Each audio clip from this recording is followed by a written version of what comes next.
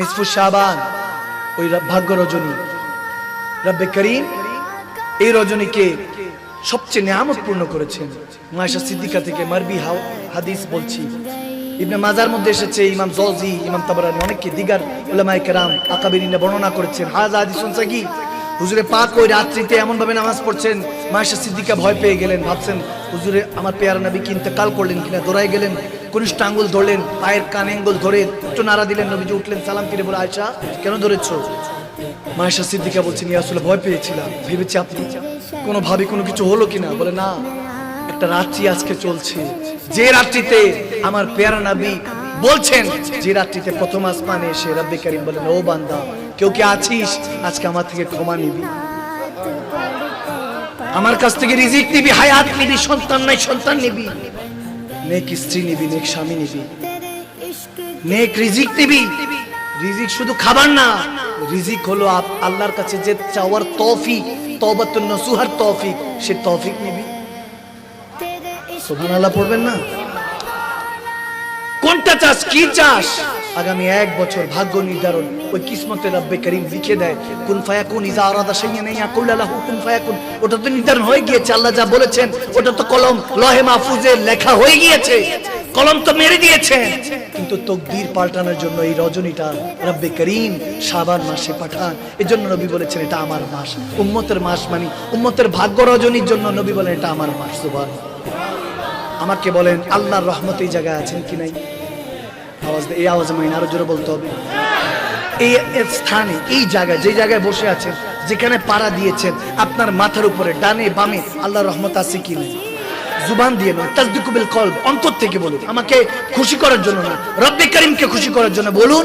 ডানে বামে উপরে নিচে সব জায়গার মধ্যে আল্লাহর রহমত আছে কি নাই? তাহলে খাতাম। রহমতটা কি? আমার আল্লাহ বলতেছেন, ওয়া মা আরসালনাকা ইল্লা রাহমাতাল লিল আলামিন। কুল কায়নাতের রহমত হলো আমার নবী। কি কি কে? আল্লাহর রহমতটা কে? আওয়াজ দেন। কুল কায়নাতের রহমত কাকে বানিয়েছেন? নবীজিকে বানিয়েছেন। তাহলে বোঝা গেল আশেপাশে সব জায়গায় আমার নবী আছে। সুবহানাল্লাহ পড়বেন না? কে আছেন? নবী আছেন, রাসূল আরবী আছেন। আর রাসূল আরবী তিনি হলেন রাহমাতুল লিল আলামিন, রহমত, কুল কায়নাতের রহমত। জান है वो জান, জান थोड़ी नजर आए क्यों आड़ू गिरदगार फिरते। কেন প্রশ্ন করে আপনি তর্ক করে বিশৃঙ্খলা করছেন? বুঝে যান, মেনে যান, আপনার আর কোনো কিছু প্রশ্ন থাকবে না। ভাইয়ের আমার, এই রহমত বানানে वाला কে? আওয়াজ দেন কে? খালাস, নবী রহমত। আর রহমত বানানে वाला কে? সব কিছুর ক্রিয়েটর আল্লাহ, খালিক ও মালিক আল্লাহ। এটা নিয়ে কোনো তর্ক করে দরকার নাই। এজন্য সেই রাত্রিতে রব্বে করিম আমাদেরকে এই দিন দিয়েছেন, লাইলাতুল বারাত দিয়েছেন, যে শবে বারাত আমাদের জন্য নিয়ামত হয়ে আসে। ইসলামের শরিয়ার মধ্যে 5টা দিনকে ইমামগণরা বলেছেন সবচেয়ে নিয়ামতপূর্ণ 5টা রাত্রি এই বছরের মধ্যে আসে। সুবহানাল্লাহ। এখন 365 দিন ইংরেজি হিজরিতে, কিন্তু আরবি হিজরিতে হলো 360 দিন। কয় দিন? 360 দিন। মুহররম থেকে জিলহজ পর্যন্ত এই 12 মাসের মধ্যে 360 দিনের মধ্যে 5টা দিন, 5টা রাত, 5টা রজনীকে নিয়ামতপূর্ণ বলা হয়েছে। সুবহানাল্লাহ পড়বেন না? প্রথম বলা হয়েছে ভালোভাবে বলছি, ভালো মতো শুনে রাখুন। এই প্রথম বলা হয়েছে লাইলাতুল বারাত, সুবহানাল্লাহ। দ্বিতীয় বলা হয়েছে লাইলাতুল মেরাজ কি, সুবহানাল্লাহ বলুন, শবে মেরাজ কি। তৃতীয় বলা হয়েছে লাইলাতুল কদর কি। তারপর চতুর্থ বলা হয়েছে ঈদুল ফিতর কে, ঈদুল ফিতরকে বলা হয়েছে। পঞ্চম বলা হয়েছে ঈদুল আজহা। আরো জোরে পড়ুন সুবহানাল্লাহ। 5টা রজনী, 5টা রাত চমৎকার, যেগুলোর মধ্যে উল্লাস করে কাটানো যাবে না। ওখানের মধ্যে রিক্কাতুল বুকা এবং সেজদা। ইন্না আতাইনাকাল কাউসার, নবীকে আল কাউসার, আল খায়রা কুল্লাহু। কালিল বুঝতে হবে, কালিলের পর কাসির, কাসিরের পর আকসার, আকসার পর কাউসার, কাউসারের পর আল কাউসার। অর্থাৎ আল কাউসারের মালিক নবীকে বানানো হয়েছে। কালিল যদি বুঝেন, কালিলের পর অ্যারাবিক গ্রামার যারা বুঝে, কালিল হলো কুল মাতাউ দুনিয়া কালিল। বাবা আদম থেকে কিয়ামত পর্যন্ত যা কিছু রব্বে করিম সৃষ্টি করেছেন, এই সৃষ্টিকে যা আসবে, যা দেখেন নাই, যা দেখে নাই যারা, যা এখন দেখছি, যা ভবিষ্যতে আসবে, এই সমস্ত কিছু কিয়ামতের আগ পর্যন্ত কে, এটাকে বলা হয়েছে কালিল। কি বলা হয়েছে? কোরআনের ভাষায় এটাকে কালিল বলেছে। নবীকে আল্লাহ কালিল দেন নাই, কাসির দেন নাই, আকসার দেন নাই, কাউসার দেন নাই। শুধু হাউজে কাউসার, কাউসারের পানি নয়, আমার নবীকে বলতেছে ইন্না আতাইনাকাল কাউসার এ আল খায়রা কুল্লাহু। ইমাম মুজাহিদ রাদিয়াল্লাহু তাআলা বর্ণনা করছেন, যার জন্য আবু বকর সিদ্দিক দোয়া করেছেন রাদিয়াল্লাহু তাআলা। সেই ইমাম মুজাহিদ বলছেন আল খায়রা কুল্লাহু, নবীকে আল কাউসার দান করেছেন। ওগো নবী, আমি আপনাকে কালিলও দেই নাই, এখনো কালিলের জ্ঞান জানি না। 18,000 মাখলুকাত, 80,000 আলাম, জান্নাত জাহান্নাম যা কিয়ামতের আগ পর্যন্ত সৃষ্টি হয়েছে তা এখন পর্যন্ত জানি নাই। নবীকে বলছেন আল কাউসারের মালিক বানিয়েছে। এখন আল কাউসারের মধ্যে আল্লাহ কি কি দিয়েছে আমি আপনি কিভাবে বুঝবো? এই পৃথিবীর মধ্যে শুধু এলাকার মধ্যে যারা থাকি তারা আমেরিকায় কি চলছে কিভাবে বুঝবো? নবীজিকে বলছে সব কিছু নয়, কালিলের মধ্যে যা ঢুকিয়েছি তা নয়, যা কিছু আছে কুল কায়নাতে। ওগো হাবিব, আমি আপনাকে আল কাউসার দান করেছি, সমস্ত ভালো কিছু আপনাকে দান করে দিয়েছি। সুবহানাল্লাহ। দেনে वाला কে? আল্লাহ। দেনে वाला কে? আর বন্টন করনে वाला রাসূল, রাসূল আরবি। সুবহানাল্লাহ। আল্লাহ কবুল করুক, আল্লাহ কবুল করুক। ভাইরা আমার, আমি বেশি দীর্ঘায়িত করবো না, অনেক রাত হয়ে গিয়েছে। আমি শুধু আস্তে আস্তে দ্রুত আমি কয়েকটা কথা বলে দিয়ে যাচ্ছি।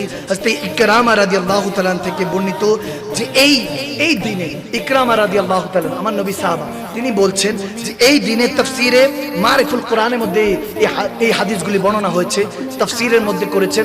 ইমাম ইকরামা বলছেন যে এই মাহিনার মধ্যে যে শাবান মাসের 14 তারিখ, যেটা নিসফু শাবান বলা হয়েছে, লাইলাতুল বারাত বলা হয়েছে, লাইলাতুল মুবারাকা বলা হয়েছে, এই রাত্রির মধ্যে নেককার বান্দারা যা চাইবে আল্লাহ দিয়ে দিবে। যারা বদকার, যারা সিয়াকার, যারা বিধর্মী, রব্বে করিম তাদের কিসমত, তাদের হাল তাদের কাছে রেখে দিবে। যারা কিসমত ওয়ালা, যারা নবী ওয়ালা, রাসূলের পাককে ভালোবেসেছে, ইত্তাকিল্লাহ ফাত্তাকুল্লাহ মাস্তাতাতুম, রু দিয়ে জিসম দিয়ে রব্বে করিমকে ভয় করেছে, তাদের ভাগ্যকে আল্লাহ পরিবর্তন করার জন্য প্রথম আসমানে আসেন। সুবহানাল্লাহ।